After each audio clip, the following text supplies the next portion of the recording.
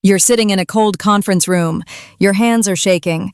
The man who's supposed to be your mentor, the CEO you looked up to, leans back in his leather chair, smirking at the entire executive team, and says, "Alexandra, sweetheart, you're just not cut out for this level. Women like you do better in support roles." The room erupts in laughter. Actual laughter. From people you've carried for years. They hand you a box for your things and escort you out like you're some kind of criminal. That was me. 4 years ago. But 3 weeks ago, every single one of them, including that smug CEO, stood outside my new office, begging me for their old jobs back. And the best part? I made them wait in the lobby for 2 full hours while I decided their fate. Stick around, because this ending, it's so satisfying it gave me chills recording it. If you've ever been underestimated, betrayed, or kicked when you were down, especially just because you're a woman in a man's world, this story is going to hit you right in the soul. Smash that like button if you're ready for some ice-cold justice, subscribe and turn on notifications, because I drop these revenge stories every single week. And let's dive in. My name is Alexandra, Alex to everyone who actually respected me. And back in 2021, I was 28 years old, hungry, and, honestly, a little naive. I had just landed what I thought was my dream job at Nexus Digital, a mid-sized marketing agency in downtown Chicago. They were doing 8 figures a year, had fancy clients like energy drink brands and tech startups, and the office had those trendy, exposed brick walls and free cold brew on tap. I started as a junior strategist, but within 6 months I was running circles around the senior team. I closed a deal with a fitness app that brought in $1.2 million in new revenue. My ideas, my pitch deck, my late nights. But here's the thing.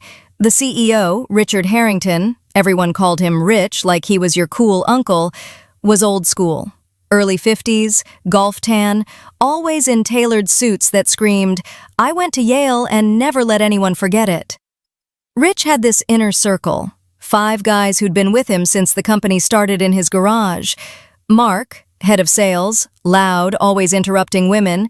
Derek, creative director, thought dad jokes counted as personality. And the worst one, Tyler, the COO, who once jokingly said during a team happy hour that the company only hired women like me for diversity points and something pretty to look at.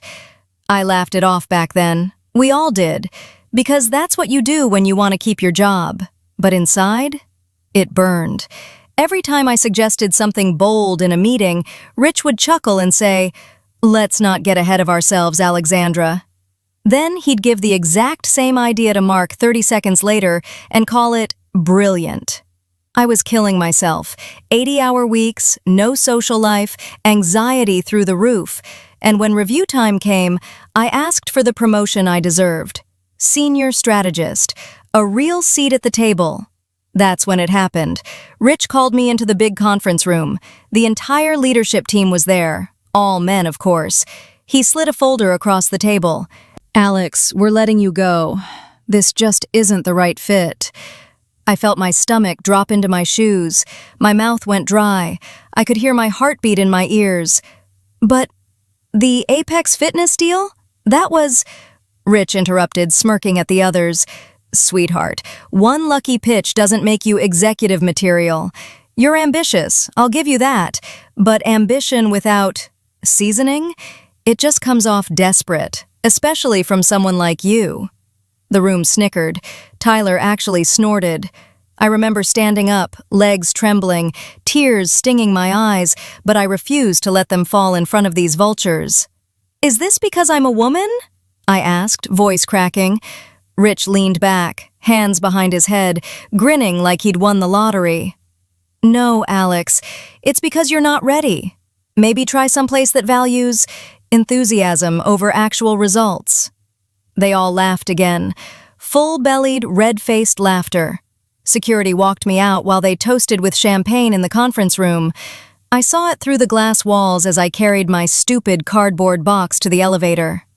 That night, I got home to my tiny apartment, collapsed on the bathroom floor, and ugly cried until I threw up. I felt worthless, small, like everything I'd worked for was a joke. For weeks, I applied everywhere, but Chicago's marketing world is small and word spreads. Difficult, too emotional, not a culture fit. That's what they said about me behind closed doors. I was broke, eating ramen, staring at my ceiling at 3 a.m. thinking, is this it? Did those men just destroy my career because I dared to want what I earned? Then one night, drunk on cheap wine, I made a promise to myself. Not only am I going to succeed, I'm going to come back and buy their pathetic little kingdom. And when I do, they'll wish they'd never laughed at me. That promise became my fuel. I moved back home to my mom's basement in the suburbs to save money, took freelance gigs at night while I built something no one saw coming. See, during my time at Nexus, I'd noticed something huge.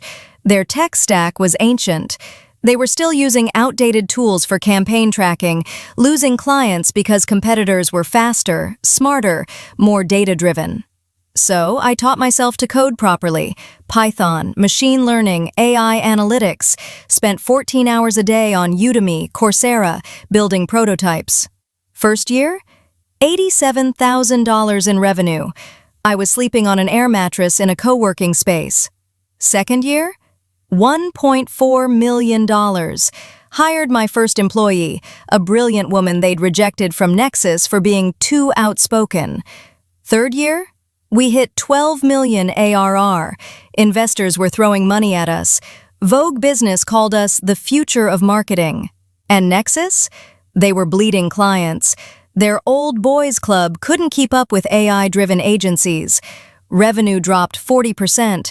Rich had to lay off 20% of staff just to stay afloat. Then came the opportunity of a lifetime. One of my investors knew Nexus was quietly shopping the company, desperate for a buyout before they went under. The asking price? $48 million. I made an anonymous offer through a shell company, $42 million cash. They accepted in 11 days. The day of closing, I walked into their office, now my office, wearing the sharpest black suit I'd ever owned, Louboutins clicking on the marble floor like gunshots. Rich was waiting in the boardroom with his leadership team, thinking they were meeting some venture fund bros. When I opened the door, you could hear a pin drop. Rich's face went white. Tyler dropped his coffee. Mark actually said, "Holy shit." I smiled, the first real smile I'd had in years, and slid the purchase agreement across the table. Surprise, gentlemen! Vortex AI is the new owner of Nexus Digital. Effective immediately, you're all unemployed. Rich stammered, Alexandra? This has to be a joke. No joke, Rich. Remember when you said I wasn't seasoned enough? Well, I seasoned the hell out of this industry while you were busy golfing. I watched the panic spread like wildfire. Tyler started begging immediately.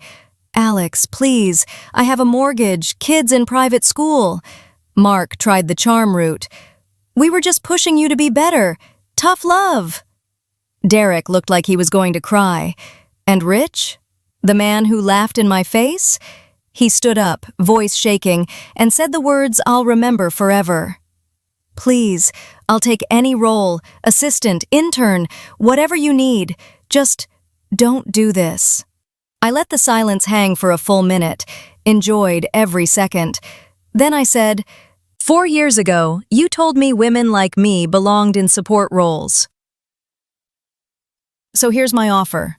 There's an entry-level assistant position watching Rich Harrington, the man who made me feel 2 inches tall, stand there broken, voice cracking as he begged.